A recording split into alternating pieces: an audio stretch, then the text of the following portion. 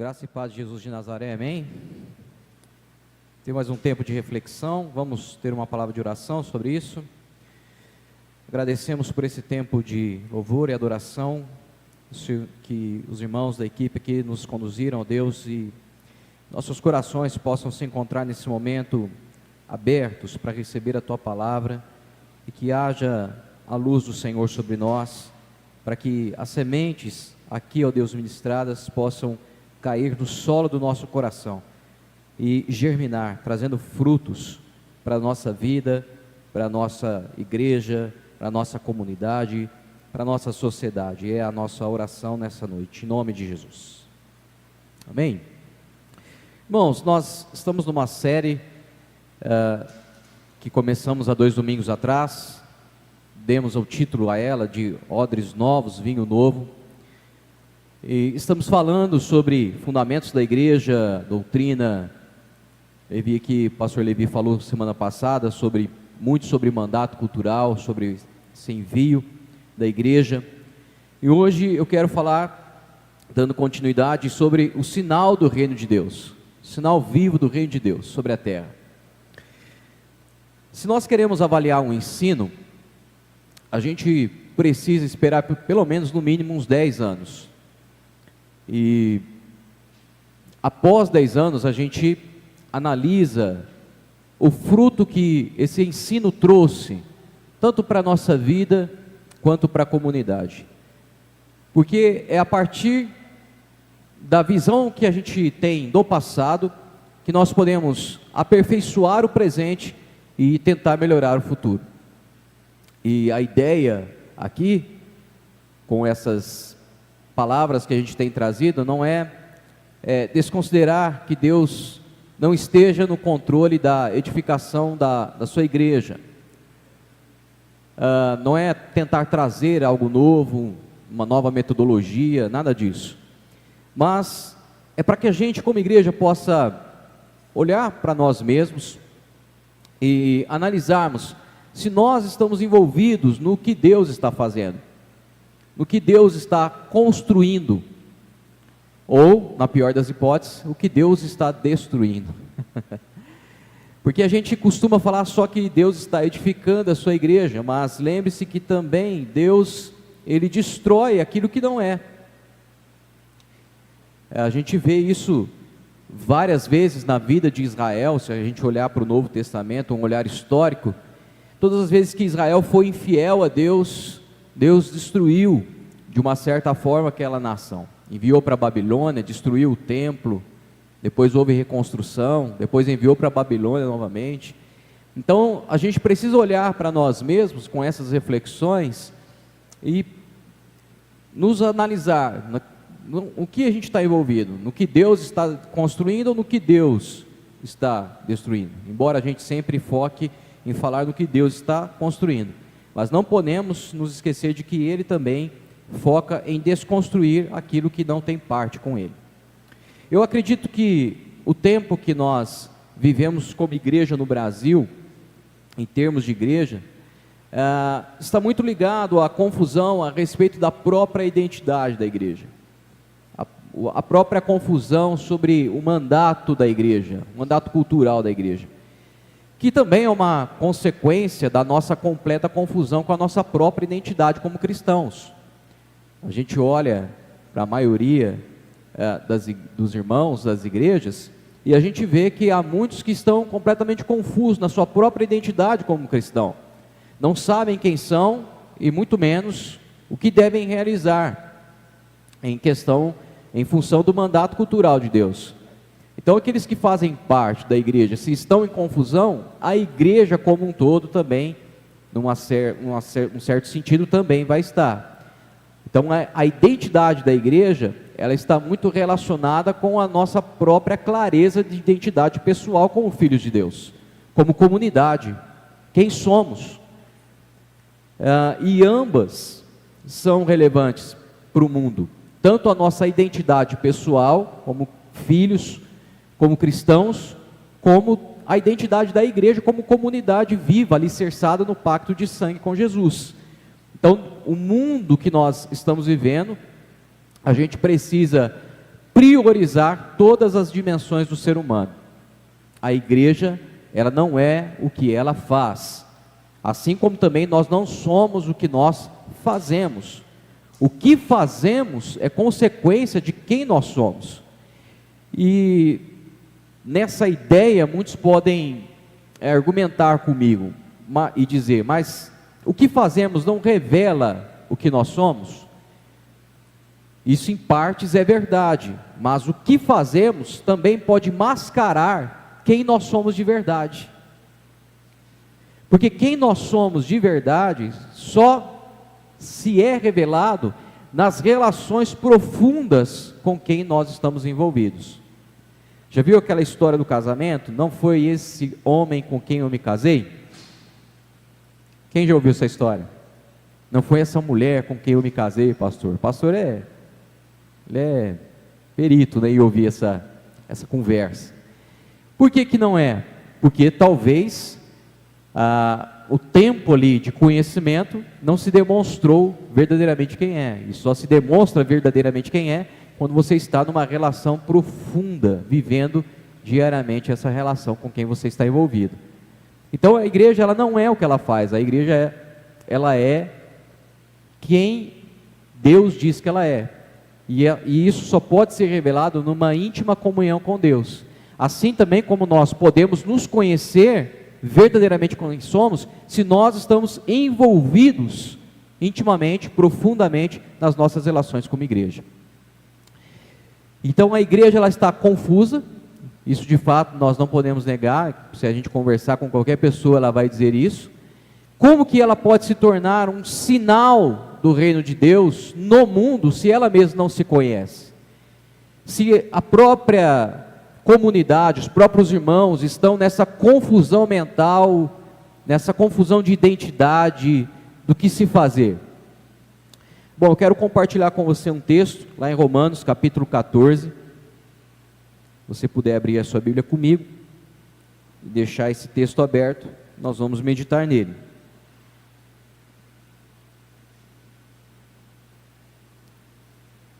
Eu peguei 3 traduções aqui, desse mesmo versículo que nós vamos compartilhar, que é o verso 17, para entendermos todas as visões. Romanos 14, verso 17 diz: porque o reino de Deus não é comida nem bebida, mas justiça, paz e alegria no Espírito Santo. A paráfrase da mensagem, ela diz o seguinte: o reino de Deus não tem a ver com o que vai para o estômago, entendam de fato isso, mas tem a ver com o que Deus faz com a sua vida, quando Ele a conserta, completa a sua obra com alegria. A nossa tarefa é servir a Cristo com sinceridade. Façam isso e irão matar 2 coelhos com uma única cajadada. Agradar a Deus mais que a vocês mesmos e mostrar seu valor para todo mundo. A versão Viva diz o seguinte: afinal de contas, a coisa importante para nós como cristãos não é o que comemos ou bebemos, mas sim incentivar o aparecimento da retidão, da paz e da alegria que vem do Espírito Santo.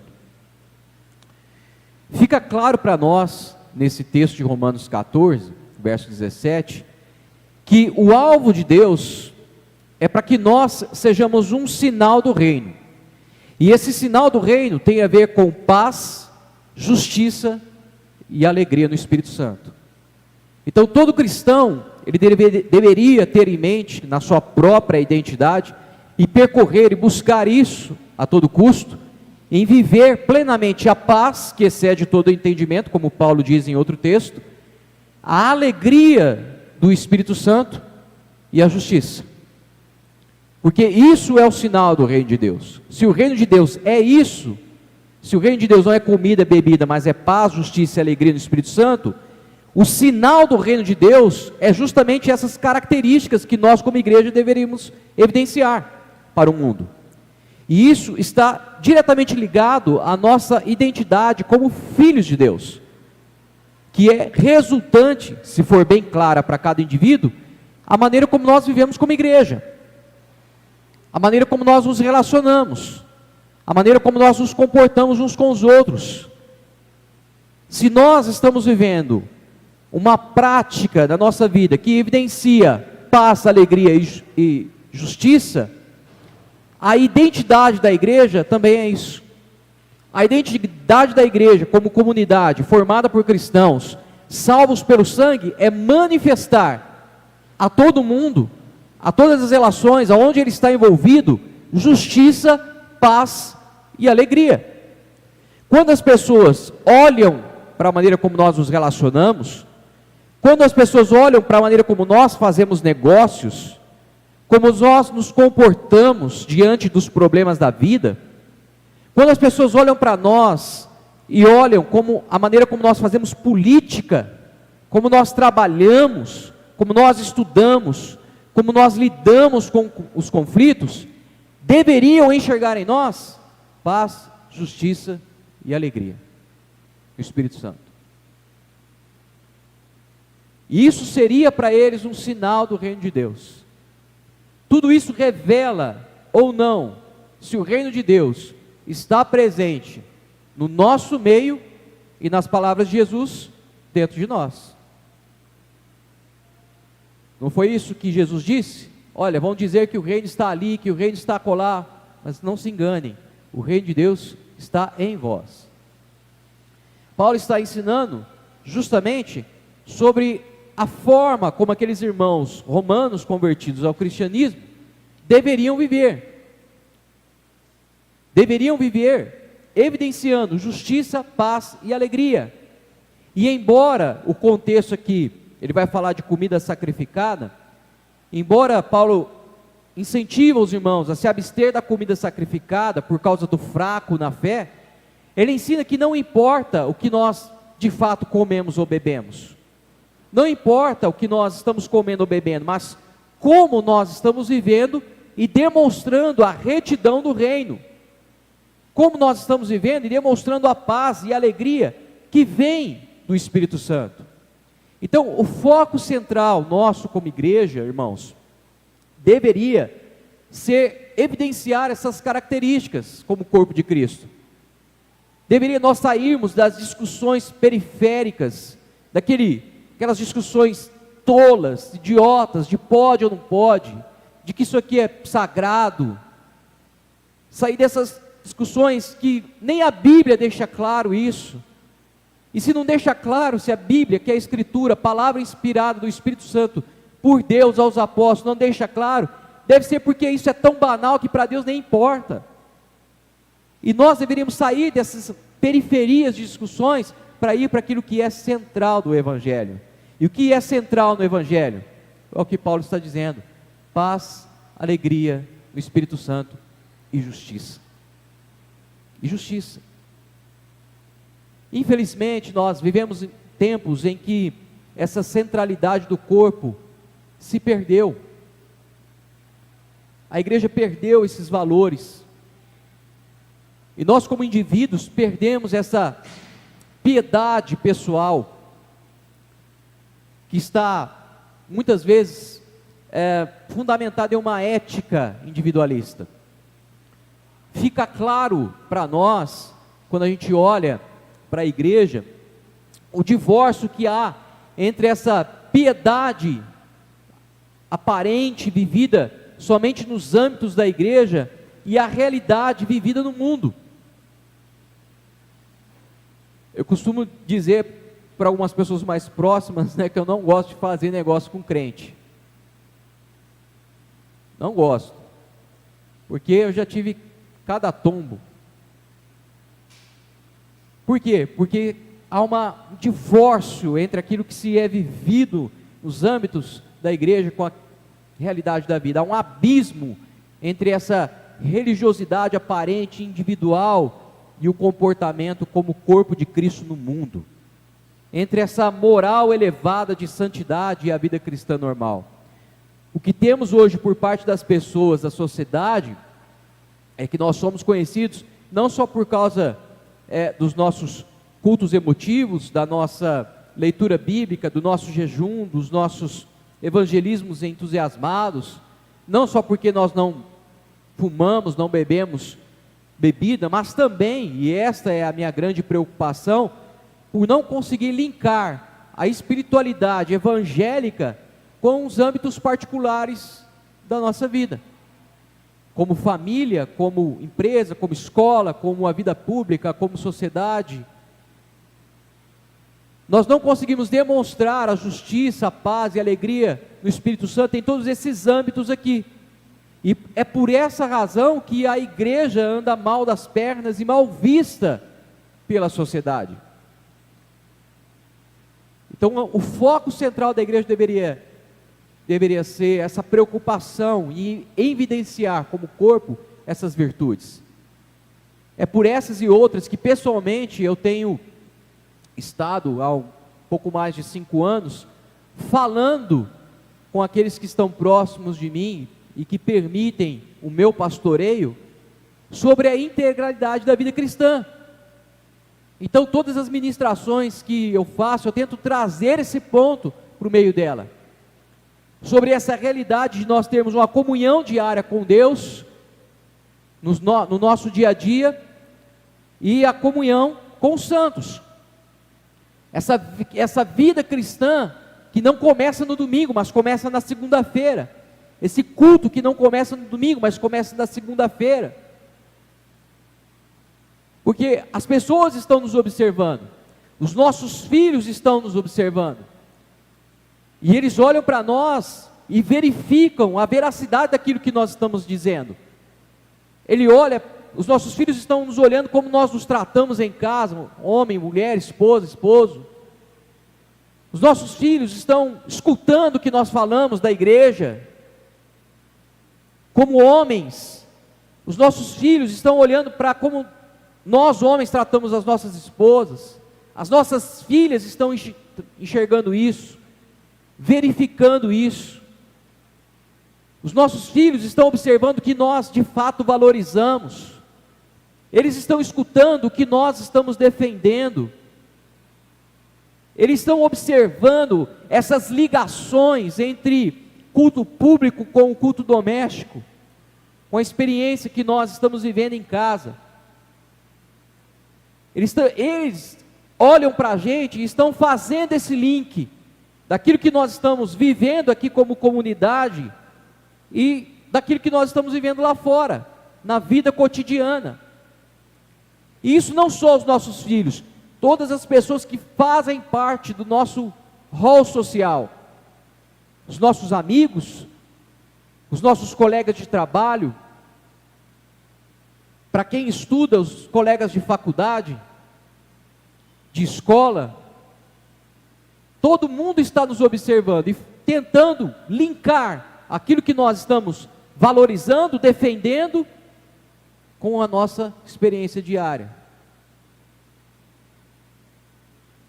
As pessoas que não são cristãs estão nos olhando, a nossa família que não é cristã está nos olhando, e ao nos olhar está verificando justamente esses pontos: como nos relacionamos, como fazemos negócios, como trabalhamos, como estudamos, como nos comportamos, e verificando se há em nós evidências reais dos sinais do reino nesses ambientes em que nós estamos convivendo. Os dados de nosso crescimento numérico como cristãos, que para o IBGE são explosivos, não conseguem traduzir em um impacto real na nossa sociedade, no impacto de solução de problemas graves do nosso continente, da nossa cidade. E é por isso que há um abismo entre a nossa maneira de enfatizar a moralidade pessoal do cristão e a nossa forma de ignorar a ética social quando nós estamos nesses ambientes. Então algo anda mal em nossa espiritualidade.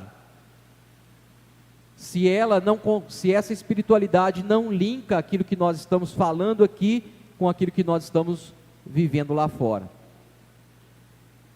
E aí, se não há esse link, em vez de nos ajudar a entrar no mundo e testemunhar, ser esses sinais do reino, transformador do evangelho, acaba sendo um empecilho e um bloqueio. Então o nosso trabalho com essa série, irmãos, é tentar diminuir essa distância, e acreditamos que isso é algo para ser feito juntos, como igreja. Nós não estamos aqui para abrir franquia Raízes. Nós estamos aqui para ser uma comunidade que vai crescer e ser o sal dessa cidade, para ser o sinal do reino de Deus. Nós estamos aqui para ser igreja, para formatar uma igreja que vive de forma coerente e equilibrada do Evangelho. Essa é a minha convicção pessoal. Tentar linkar aquilo que nós falamos, dizemos aqui, com aquilo que nós estamos vivendo lá fora, porque o reino de Deus é aqui e agora. Que apenas essa única igreja trabalhe para viver o reino. E o que é o reino? Em muitos círculos evangélicos, falar do reino é falar do que está além, do que está afastado, longe, distante, futuro. Mas para Jesus, o reino não é algo além, é algo que está acontecendo aqui e agora. Lucas capítulo 17, verso 20 e 21, quando os judeus foram interrogar, os fariseus foram interrogar Jesus sobre o reino, quando havia de vir o reino, a resposta de Jesus foi: o reino de Deus não vem com aparência exterior, nem dirão, ei-lo aqui ou ei-lo ali, porque o reino de Deus está entre vós. É aquela máxima, teológica, o já e o ainda não.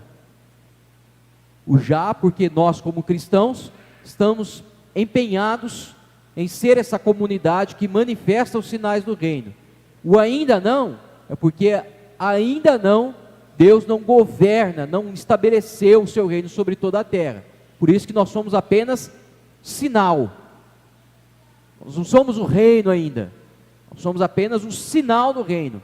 Então falar do reino é fazer essa referência a ser um sinal, a ser uma infiltração de Deus na humanidade, através de cada pessoa, de cada um de nós, salva pelo Espírito Santo, com esse propósito de exercer o eterno domínio de Deus e a soberania sobre todas as coisas e sobre todas as áreas da criação. O próprio texto de Romanos vai dizer que a criação está ansiosa, esperando a manifestação dos filhos de Deus, esperando a manifestação desses filhos que vão ser um sinal. Falar em reino equivale a falar sobre uma redenção plena, uma salvação completa, uma libertação total e uma esperança para tudo e para todos. Para quando as pessoas olharem para nós, verifiquem, tenham evidências da cruz em nossa vida, tenham evidências do reino em nossa vida, porque o reino de Deus é essa nova criação de todas as coisas para a vida eterna. E aí, como que nós, analisando esse texto de Romanos 14, nós podemos pegar alguns pontos para ser esse sinal do reino? A gente poderia falar sobre muita coisa aqui, mas para ser mais enfático, eu reuni aqui neste capítulo 14 algumas características de uma igreja que manifesta os sinais do reino. E quando estou falando de igreja, entenda-se como indivíduos que estão em comunhão. Já tratei isso aqui em outras pregações, que igreja não é CNPJ, igreja é irmãos que estão convivendo, se relacionando, vivendo em comunhão por um pacto de sangue, rumo a um propósito. Então eu reuni algumas características. A primeira característica está aqui no verso, a partir do verso 1 até o verso 6, que ele vai falar sobre os fracos na fé e sobre os fortes da fé. E a primeira característica de uma igreja, entenda-se indivíduo, que é um sinal do reino de Deus, é que ele tem diversidade no que é periférico. Então, no que é periférico, diversidade, como o próprio, quem falou? Agostinho, falou? Diversidade. Unidade no que é central. Calvino foi? Não sabe quem que é. Unidade no que é central e diversidade no que é periférico. Então o texto aqui, Paulo está tratando sobre comida sagrada, comida sacrificada, sobre dias sagrados, do verso 1 ao verso 6. Você pode ler, nós não vamos ler, porque senão vai tomar muito nosso tempo. Então Paulo, como um judeu, como um aspirante a uma cadeira do Sinédrio, que agora estava convertido, ele entendia bem do que ele estava falando de leis cerimoniais.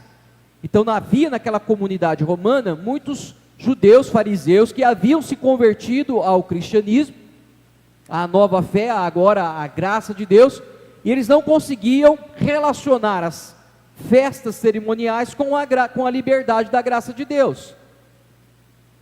Então os judeus em Roma, eles estavam com essa dificuldade de assimilar essas cerimônias de purificação com essa graça vivida por alguns cristãos aqui na igreja de Roma. Aí Paulo, ele trata isso nos versos 1 ao verso 6. Ele fala, para que vocês estão discutindo sobre isso? Olha o que diz o verso 1. Acautelai o que é fraco na fé, sem preocupação de debater assunto controverso. Para de debater assunto que é periférico. Aí Paulo considera os fracos e os fortes na fé. Paulo apela para esses irmãos, para o amor e a tolerância, porque isso não é central no Evangelho. Isso não é ponto central. Aí ele ensina esses irmãos a considerar esses assuntos à luz da nova vida em Cristo, secundário. Isso aqui é secundário. E aí ele trata os fracos na fé como aqueles que não consideram a vida como sagrada, mas apenas a dieta e o dia. Interessante isso, né? Geralmente a gente considera o fraco na fé aquele que não entende de Bíblia, aquele que começou agora, é novo convertido, confuso. Paulo não. Paulo trata os judeus, fariseus, estudados, mas que considerava apenas um tipo de comida e um dia que era santo. Eles não conseguiam linkar a integralidade da vida. A vida é santa. A vida é um culto. A partir da graça de Deus, a partir da cruz de Cristo, não há mais dias santos, não há mais comidas santas. Os fortes são aqueles que, para Paulo, adquiriram essa maturidade para entender que a vida agora é o culto. O culto não é mais aquele dia que nós sentamos, abrimos a Bíblia e estudamos. Não, o culto é a vida. A vida é uma cerimônia religiosa, vivida em todo momento para Deus. A todo momento nós estamos diante da presença de Deus. Então o primeiro ponto que nós temos que entender, para uma igreja ser um sinal que manifesta justiça, paz e alegria, e isso é central no Evangelho, é que assunto que é secundário tem que ficar no seu lugar, é secundário. A gente tem que parar com as discussões tolas do que é secundário e voltar-se para aquilo que é central no Evangelho. Como que nós podemos ser igreja? Como que nós podemos melhorar as nossas relações? Como que nós podemos estreitar mais a nossa convivência? Como que nós podemos fazer aquilo que Deus já nos ordenou na Escritura como corpo de Cristo? Isso é central. Como que nós podemos ter uma doutrina mais eficaz, mais fundamental, uma palavra mais viva, uma palavra que realmente transforma o nosso entendimento e o nosso coração? Isso é central. Como que nós podemos promover momentos de oração juntos, para buscar a glória de Deus? Isso é central no Evangelho, porque é isso, como eu falei há 2 domingos atrás, que a igreja primitiva começou a fazer. Isso é central. Então, no que é diversidade, no que é secundário, no que é periférico, diversidade, irmãos. E no que é central, unidade. Paulo ensina isso a esses irmãos, falando sobre isso. Olha o que ele diz no verso 6: aquele que guarda um dia especial para o Senhor, assim o considera, Aquele que se alimenta de carne o faz para o Senhor, pois dá graças a Deus. E aquele que se abstém para o Senhor se priva, e também graças a Deus. E aí o verso 7 ele fala: porque nenhum de vós vive exclusivamente para si, e nenhum de nós morre para si mesmo. Então, se você não quer comer carne sacrificada, não coma. Se você quer comer, coma. Se você quer considerar o domingo santo, considera. Se você não quer considerar, não considera, porque isso não é central, porque todos nós estamos vivendo para Deus. É o que ele diz no verso 7.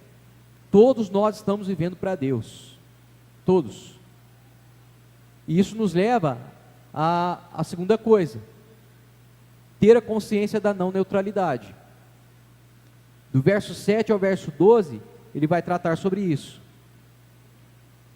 Se nós estamos vivendo para Deus, Paulo chama a atenção dos seus leitores para o que realmente importa, que é viver para Deus. A gente tem que entender então que nós estamos servindo a Deus e a nossa vida é dele. E tudo que nós fazemos, com quem nos envolvemos, a maneira como nós nos comportamos, isso reflete a nossa não neutralidade. Porque no verso 12, ele fala que cada um de nós prestará contas de si mesmo a Deus. Aí ele trata o texto aqui, né? Fala, ó, por que você está julgando o seu irmão? Você que come carne, você que tem o dia santo, por que você está julgando? No verso 10 ele diz porque é forte. E você por que despreza o teu irmão, se ele não come? Então ele trata isso com os irmãos lá, trata desse problema. E aí ele chama atenção. Ninguém está vivendo exclusivamente para si. Estamos todos vivendo para Deus. E se nós todos estamos vivendo para Deus, não há neutralidade, porque um dia todos nós vamos estar diante de Deus e vamos prestar contas da nossa vida para Ele. Isso nos leva a entender que a nossa experiência de vida, ela não deve ser vivida de uma forma displicente, porque a nossa vida vai passar pelo crivo do julgamento de Deus. E naquilo que é secundário, meu irmão, é você e Deus. É você e o Senhor. Porque eu acredito, e nós, pelo menos acreditamos também, todos nós, que a gente não tem que ficar como criança, cuidando de criança. A gente tem que ensinar cada um a ser autorresponsável em si em Deus. Porque um dia ele vai estar sozinho diante de Deus. Então quer abandonar a igreja, quer abandonar a comunhão, faz o que você acha que é melhor.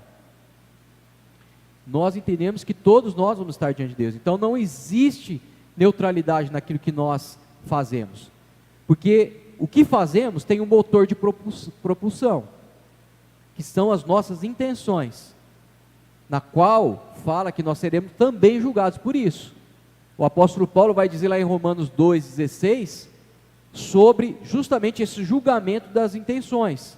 E em 1 Coríntios capítulo 4, verso 5, ele vai reafirmar isso aos irmãos em Corinto. Nada julgueis antes do tempo, porque haverá um dia que Deus vai julgar as intenções do coração. Então tudo que nós fazemos tem como motor de propulsão as nossas intenções. E se tem as nossas intenções, nós seremos avaliados por tudo. Nada do que nós fazemos é neutro. As motivações tanto do fraco como do forte na fé, nesse contexto de Romanos 14, devem ser exatamente a mesma. Qual? Um profundo desejo de adorar e agradar o seu Senhor, com um coração completamente agradecido por tudo que o Pai deu a ele, supre ele e permite ele passar. E assim deve ser a nossa vida. Então, ser uma igreja que é um sinal do reino de Deus, tem a ver com o nosso modo de viver. E o nosso modo de viver não é neutro. Nada do que fazemos, do que falamos, ou do que deixamos de falar e deixamos de fazer é neutro. A terceira coisa, já caminhando para o encerramento, nesses mesmos versos de 7 a 12, a gente vê Paulo alertando esses irmãos sobre o julgamento uns dos outros. E falar sobre isso, falar sobre julgar uns aos outros aqui, a gente precisaria de mais uns 40 minutos para falar sobre esse tema. Não vou me discorrer sobre esse assunto. Vou discorrer somente sobre a ênfase de Paulo. A ênfase de Paulo é o julgamento justamente de coisas que são periféricas e não de coisas que são centrais. Dessas leis cerimoniais e essa liberdade da graça conquistada em Cristo por esses irmãos. Então nós não devemos permitir que a insatisfação do outro em coisas que são periféricas se torne o nosso Senhor. Vamos ler um texto aqui de Romanos 14.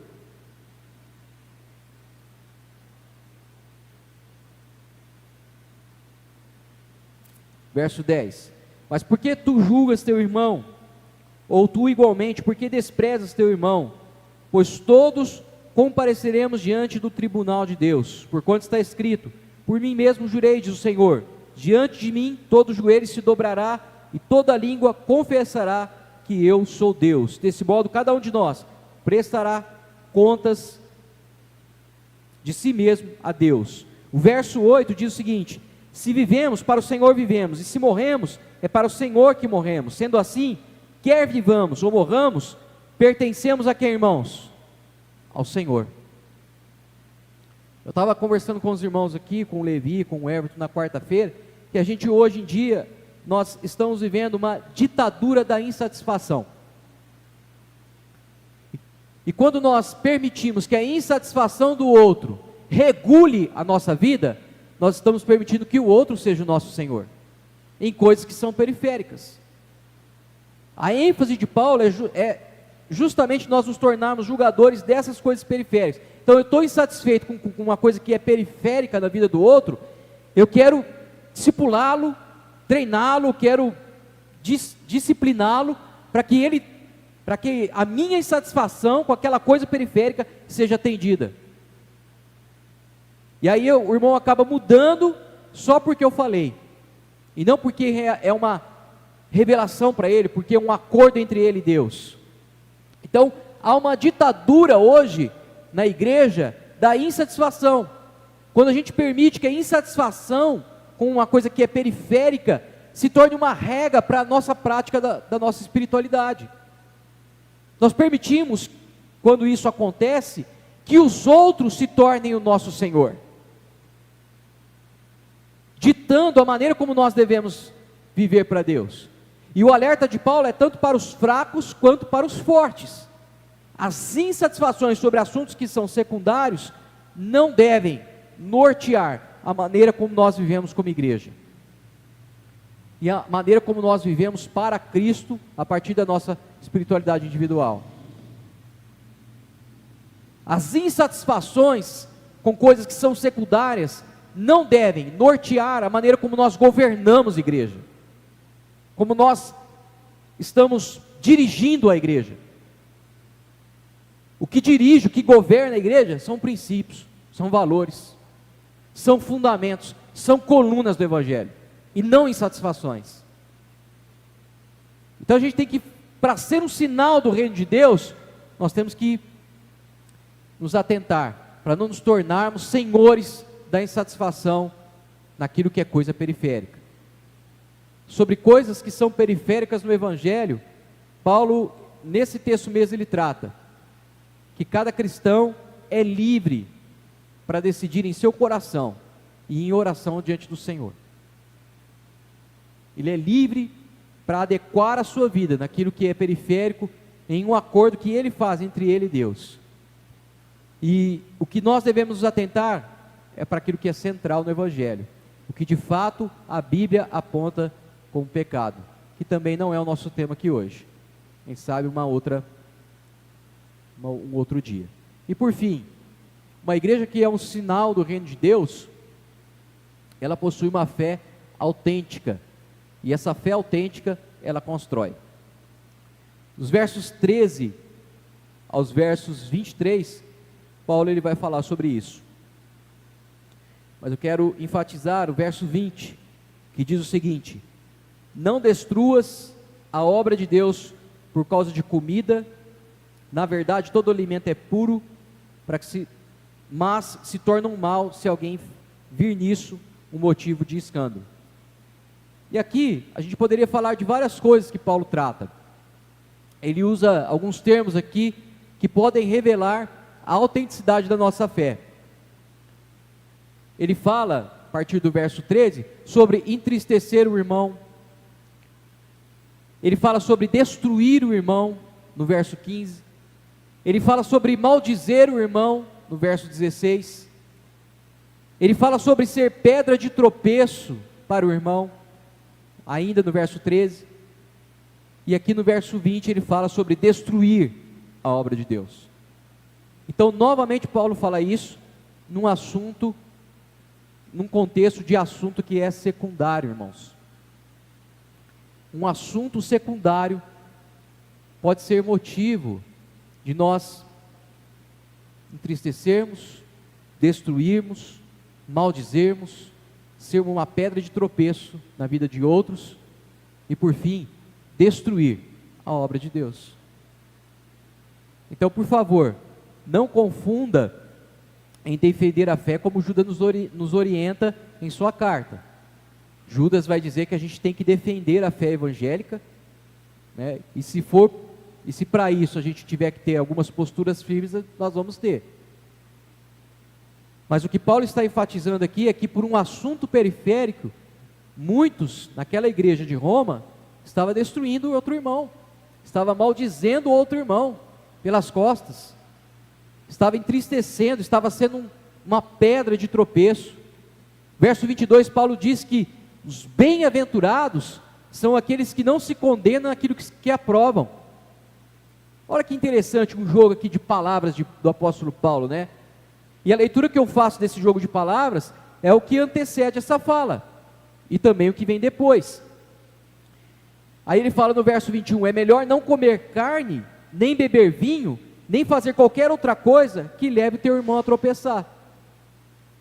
Então veja, se num assunto periférico, né, que eu tenho convicção de que para mim aquilo lá não me afeta em nada na minha espiritualidade, mas o outro irmão, ele crê que aquilo afeta e que aquilo vai fazer ele tropeçar, por amor a esse irmão, eu me privo. E por amor a esse irmão, eu me submeto à lei do amor, e não o condeno, e não destruo, e não entristeço, e nem levo esse assunto secundário para a mesa de discussão, para ser um ponto central. Nesses assuntos que são secundários, o apóstolo Paulo vai dizer, todavia, verso 22, assim, seja qual for a tua doutrina a respeito desses assuntos, guarda com convicção entre ti mesmo e Deus. Então, no assunto que é secundário, não há dúvida, guarda para ti, irmão, guarda para ti, minha irmã. E ele fala isso para os fortes na fé, nas palavras dele, e para os fracos. Porém, aos fortes ele traz algumas recomendações. Se for tropeço e for secundário, não haja na convicção, haja no amor ao mais fraco. Você tem convicções em Deus? Amém. Mas se é um assunto que é secundário, não haja na convicção, haja no amor. E isso de fato revela para um mundo hostil a autenticidade da nossa fé. Porque hoje em dia, no tempo que nós vivemos, quem é que está abrindo mão de convicção? Ainda mais em nossos dias, polarizados, hiperdivididos por qualquer assunto. Até tem pessoas que estão considerando o racismo, até mesmo o arroz está por cima do feijão.